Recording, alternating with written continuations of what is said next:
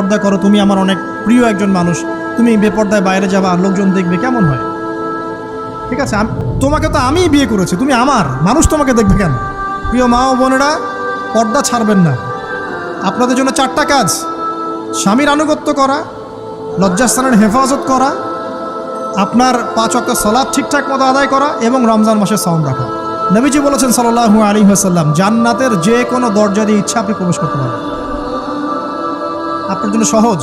আর স্বামীর আনুগত্য বলতে আমি বুঝাইনি স্বামীর দাসত্ব করতে হবে, এটা বলিনি। এখনকার কিছু ফ্যামিনিস্ট মেয়ে আছে, ওরা আনুগত্য শব্দ মনে হয় যে দাসত্ব মনে হয়। আনুগত্য দাসত্ব এক জিনিস না। আনুগত্য কি? স্বামী কোরআন সুন্নাহর অনুকূলে কোনো কথা বলেছে, আপনি মানবেন।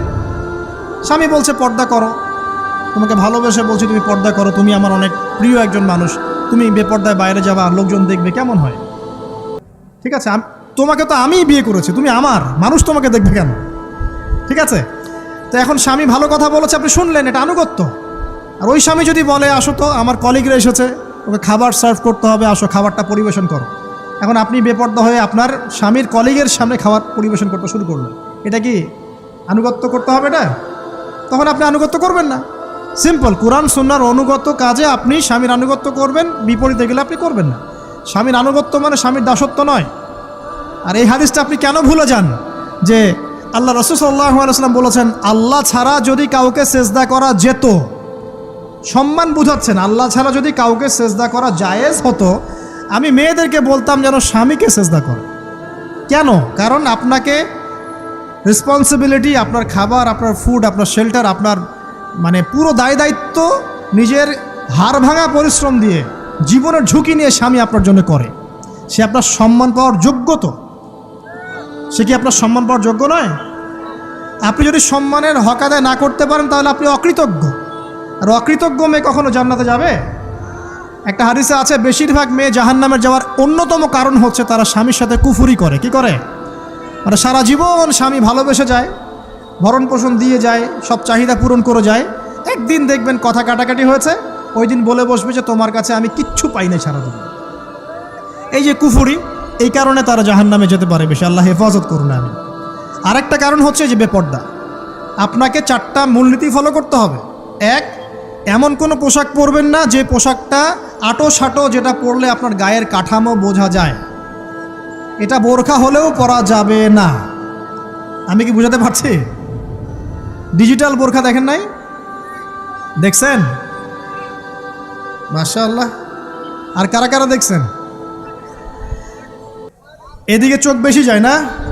আচ্ছা, এমনি দেখা যায়, চোখ দিতে হয় না, এমনি দেখা যায়। ডিজিটাল বোরখা চলবে না, ডিজিটাল বোরখা চলবে না। আমার মত, এটা আমি মত দিচ্ছি, আমি আল্লাহর রাস্তায় সময় দিয়েছি অনেক দিন, এবং এখানে যে পর্দাটা শেখানো হয় এরকম পর্দা আমি অন্য কোথাও দেখিনি। এত চমৎকার পর্দা শেখানো হয়। কারা কারা সময় লাগিয়েছেন? 3 দিন 7 দিন সময় দিয়েছেন কারা কারা? বেশিরভাগই দেন নাই। সমস্যা নাই, দিতে হবে, আমি বাধ্যতামূলক বলিনি আপনাকে, বলেছি এখানে পর্দা শেখানো হয়, চমৎকার পর্দা শেখানো হয়, যে এখানে চোখটা পর্যন্ত তাদের ঢেকে রাখার তালিম দেওয়া হয়। যাই হোক, যেখানেই শেখেন অ্যাটলিস্ট পর্দাটা শিখলেই হলো। এমন পোশাক হবে না যেই পোশাকটা আটো সাটো, যেটা পরে আপনার গায়ের কাঠামো বোঝা যায়। 2 নম্বরে, এমন পোশাক পরা যাবে না যেই পোশাকটা পরলে বাহির থেকে ভিতরের অঙ্গ দেখা যায়। দেখেছেন? দেখেন নাই? দেখছেন হুজুর? আচ্ছা, আপনারা তো সব দেখেন দেখি। তারপরে 3 নাম্বার, এমন পোশাক পরা যাবে না যেটা অমুসলিমদের সাথে সাদৃশ্য আছে। কথা বুঝতে পারছেন? অমুসলিমদের ধর্মীয় বিষয়ের সাথে সাদৃশ্য আছে এমন পোশাক মুসলিম মেয়েদের পরা যাবে না। এর মানে এই নয় যে অন্য ধর্মকে আপনি আক্রমণ করবেন, এটাও নয়। যে যার ধর্ম তাদের স্বাধীনতা মতো পালন করবে। মুসলিমরা বাধা দিবে? দিবে না। মুসলিমরা দাওয়াত দিতে পারে। কি করতে পারে? দাওয়াত দিতে পারে যে ভাই, যে লা ইলাহা ইল্লাল্লাহর কনসেপ্ট আপনাকে বুঝাচ্ছি, আল্লাহ ছাড়া কোনো মাবুদ নাই, মুহাম্মদ সাল্লাল্লাহু আলাইহি ওয়াসাল্লাম সর্বশেষ রাসূল, এই কোরআন পড়ুন, হাদিস পড়ুন, দেখুন এটাই হচ্ছে মানবতার মুক্তির সনদ। এরপর যদি সে ইসলাম কবুল করে আলহামদুলিল্লাহ, যদি না করে এর হিসাব কে দিবে? সে নিজে দিবে। এর হিসাব কি আমাকে দেওয়া লাগবে? দেওয়া লাগবে না। তো অমুসলিমদের সাথে সাদৃশ্য আছে এমন পোশাক চলবে না। আর 4 হচ্ছে, পুরুষরা মেয়েদের পোশাক পরতে পারবে না, মেয়েরা পুরুষদের পোশাক পরতে পারবে না। জি, আপনাদেরকেই বলছি, আপনারা জিন্স পরতে পারবেন না, মেয়েদেরকে বলছি, এবং টি শার্ট পরতে পারবেন না। আপনারা ওই যে যা ইচ্ছা তাই ড্রেস পরে বলবেন যে হাজার বছরের সভ্যতা সংস্কৃতি, এসব বাজে কথা চলবে না এখানে। এটা হাজার বছরে কোনোদিনও আমাদের দাদা নানিরা এগুলা কখনো পরে নাই। পড়ছে? আপনার দাদি কখনো ওইরকম পরছিল শাড়ি? তো এই যে বললো হাজার বছর থেকে পরে আসতেছে নাকি। সুবহানাল্লাহ। তো এখানে বিষয়টা হচ্ছে পুরুষ মেয়ের পোশাক পরতে পারবে না, মেয়ে পুরুষের পোশাক পরতে পারবে না। আমি খুব সংক্ষিপ্ত করে আপনাকে কোরআন সুন্নাহ থেকে 4টা মূলনীতি বলে দিলাম। এই 4টা মূলনীতি কোরআনেও আছে, হাদিসেও আছে। আসেন, এই যে নারীর অবমাননা, এই বিষয়টা আইয়ামে জাহিলিয়াতে যেমন ছিল, এখন দেখবেন আরও বড় পরিসরে এসেছে। আসে নাই? এই যে ফ্যাশন শো, দেহের প্রদর্শনী, বিভিন্ন ফিল্মস দেখবেন, ফিল্ম ইন্ডাস্ট্রিজে দেখবেন, মিউজিকে দেখবেন, পর্নে দেখবেন, মেয়েদের দেহটাকে নিয়ে ব্যবসা করা হচ্ছে।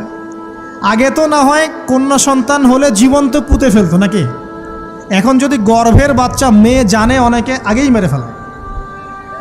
বোঝেন নাই মনে হয়? অনেকে যদি জানে যে গর্ভে মেয়ে সন্তান আছে, আগেই মেরে ফেলায়। এমন অনেক দেশ আছে, আমি নাম বলছি না দেশের সঙ্গত কারণে, যে সেই দেশে এরকম মেয়ে সন্তানকে এই যে খালাস করে ফেলার, নষ্ট করে ফেলার, ভ্রূণ নষ্ট করার আলাদা ক্লিনিক আছে, আলাদা হসপিটাল আছে। বলে নাউজুবিল্লাহ। তো আসলে ওই 1450 বছর আগের মানুষটা বেশি বর্বর ছিল না, আমরা বেশি বর্বর? এই অধিকারের কথা বলে বলে আমরা মেয়েদের দেহটাকে নিয়ে এখন মস্করা করছি, তামাশা করছি। সবচেয়ে সেরা অধিকার কোথায় পাবে? কোরআনে পাবে, হাদিসে পাবে, ইসলামে পাবে।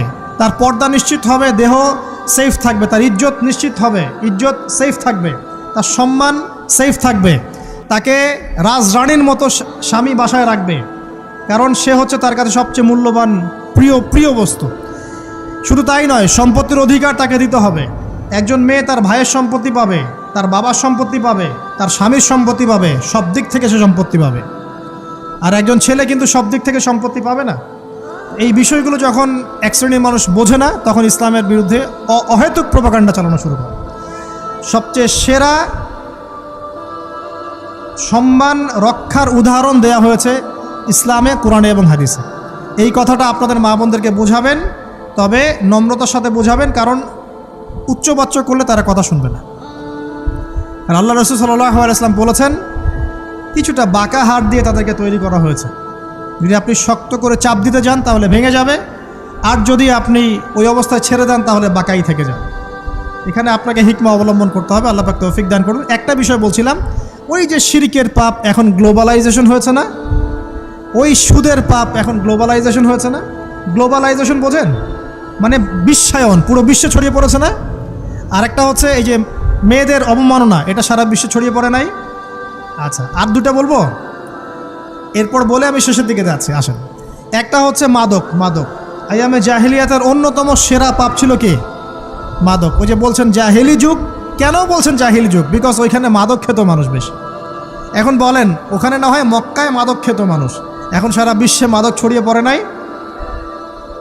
বেশি না কম? এখন এই যে নতুন নতুন মাদক আসছে, ইয়াবা, আরও নাকি কি আসছে নতুন নতুন, আমরা নামও জানি না।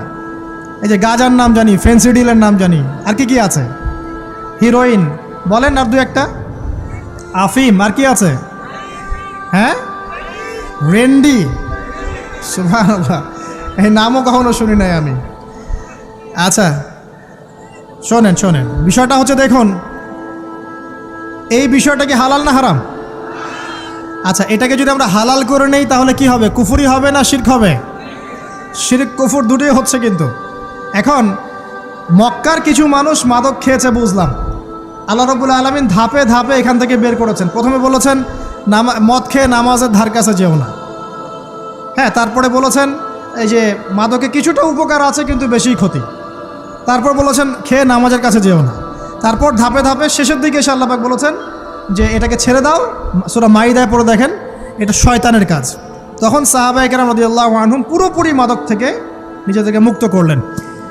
এরপরে কি কখনো তারা মাদক ছুঁয়েও দেখেছেন? বরং মাদক দ্রব্য সেবন করলে 40টা লাঠি বেত্রাঘাত করতে হয়, ইসলামিক শাস্তি। কয়টা লাঠি? আর উমর রাদিয়াল্লাহু আনহুর সময়ে 40 লাঠিকে বাড়িয়ে 80 লাঠি করা হয়েছিল। কত লাঠি? 80 লাঠি। কিন্তু আরও একটা পাপের শাস্তি আছে, বলবো? অপবাদ, এখন যেটা বেশি দেয়া হয়, অপবাদ, মিথ্যা অপবাদ, সতী সাধী নারীর উপরে মিথ্যা অপবাদ, এর শাস্তি হচ্ছে 80 লাঠি। আবার 100 লাঠির শাস্তি আছে, 100 লাঠি। এটা কিসের জানেন? জিনা, জিনা। এই যে যারা করছেন, এর শাস্তি হচ্ছে 100 লাঠি, তাও জনসমক্ষে দিতে হবে, গোপনে না। আর 1 বছরের জন্য এলাকা ছাড়া করতে হবে। রজম একটা শাস্তি আছে, রজম। এটা কি? রজম মানে পাথর নিক্ষেপ করে হত্যা। এটা তো বর্বর, তাই না? অমানবিক, মধ্যযুগীয়। এসব কথা শুনছেন না? শোনেন, কিছু কিছু বিষয় আছে যে বিষয়গুলো করার পরে এই পৃথিবীতে মানুষ বেঁচে থাকার অধিকারটা হারিয়ে ফেলে। কথা বুঝতে পারছেন না মনে হয়? কিছু কিছু পাপ আছে, এগুলো করলে পরে মানুষ এই পৃথিবীতে বেঁচে থাকার অধিকারটা হারায় ফেলে। যেমন কোনো বিবাহিত ব্যক্তি যদি জেনা করে, নাউজুবিল্লাহ, কোনো ছেলে যদি কোনো ছেলের সাথে যৌন সম্পর্ক করে, সমকামী করে, বা এটাকে যেটা গে মানে যেটা কি বলে, সমকামিতা, ঠিক আছে, এই কাজ যদি কেউ করে, নোংরা কাজ যদি কেউ করে, কোনো মেয়ে যদি কোনো মেয়ের সাথে এরকম কোনো কাজ করে, একই পাপ। এইসব পাপ করলে পরে এই পৃথিবীতে বেঁচে থাকার অধিকারটা সে হারিয়ে ফেলে। কথা কি বুঝতে পারছেন? আচ্ছা, তখন শাস্তি হচ্ছে আল্লাহ রাব্বুল আলামিন পাথর নিক্ষেপ করে হত্যা করতে বলেছেন। কারণ হচ্ছে সে এত গর্হিত একটা কাজ করেছে যেটা এই শাস্তি পাওয়ার সম্পূর্ণ যোগ্য। এবং কওমে লূত নামে যে কওম ছিল, ওই কওমটাকে আসমানে উঠিয়ে আল্লাহ পাক পাথর বর্ষণ করে এভাবেই শেষ করে দিয়েছে। জর্ডান একটা দেশ আছে না, জর্ডান, জর্ডানের পাশে ডেড সি নামে একটা জায়গা আছে, ডেড সি, মৃত সাগর। ওইখানে সাদুম নামে একটা গোত্র থাকতো। কোন গোত্র? সাদুম। ওই সাদুম গোত্র এরকম সমকামী ছিল। আল্লাহ রাব্বুল আলামিন লূত আলাইহিস সালামকে পাঠিয়েছিলেন, তারা হেদায়েতের বাণী শোনে নাই। আল্লাহ পাক ওদেরকে আসমানে উঠিয়ে পাথর নিক্ষেপ করে উল্টা দিকে দাফন করে দিয়েছে। নাউজুবিল্লাহ। তো কিছু কিছু পাপ আল্লাহ পাক সহ্য করেন না, আল্লাহ পাকের আরশ কেঁপে ওঠে। এই পাপগুলো সেরকম পাপ। কথা বুঝতে পারছেন? তো এই যে জিনা, পর্নোগ্রাফি, ব্যভিচার, পরকে, এগুলোর মধ্য দিয়ে আমরা নারীর অবমাননা করছি না? এবং ধর্মের মাধ্যমেও মাঝে মাঝে করছি, যখন আমরা ধর্মের নামে মেয়েদের অধিকার দিচ্ছি না। অনেকেই সম্পত্তির অধিকার দিচ্ছেন না, অনেকেই শিক্ষিত করছেন না, অনেকেই আরও যৌতুক নিচ্ছেন না, যৌতুক নিচ্ছেন না অনেকেই। যে বিয়ের সময় যৌতুক নেয়, এটা তো মেয়ের উপর, মেয়ের পিতার উপর টর্চার করা, সম্পূর্ণ হারাম, সম্পূর্ণ হারাম।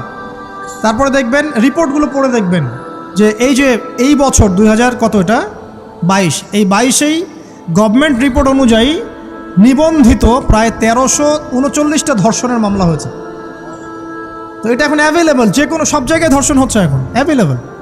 মানুষ এটাকে স্বাভাবিক মনে করছে, এখন নর্মাল, নর্মাল ধর্ষণ হতেই পারে, মানুষ এখন এমন মনে করছে। প্রত্যেক দিন পেপার খুলবেন, দেখবেন রেপের খবর, প্রত্যেক দিন খবর শুনবেন ধর্ষণের খবর। আর সব খবর তো আসে না, আসে হয়তো 10%, 20%, 30%, বেশিরভাগই আসে না। এলাকায় মোড়ে মোড়ে দেখবেন, গ্রামে গঞ্জে শহরে বন্দরে খালি ইফটিজিং, ইফটিজিং দেখবেন, খালি ইফটিজিং। মেয়েদেরকে যৌন হয়রানি করা হচ্ছে, বাসে, অটোতে, টেম্পুতে, সব জায়গায়। বাসের মধ্যে মেয়েকে রেপ করে ফেলা হচ্ছে। একটা বাচ্চা মেয়ে যে বোঝেও না যে সেক্সুয়াল বিষয়গুলো কী জিনিস, ওকেও রেপ করা হচ্ছে।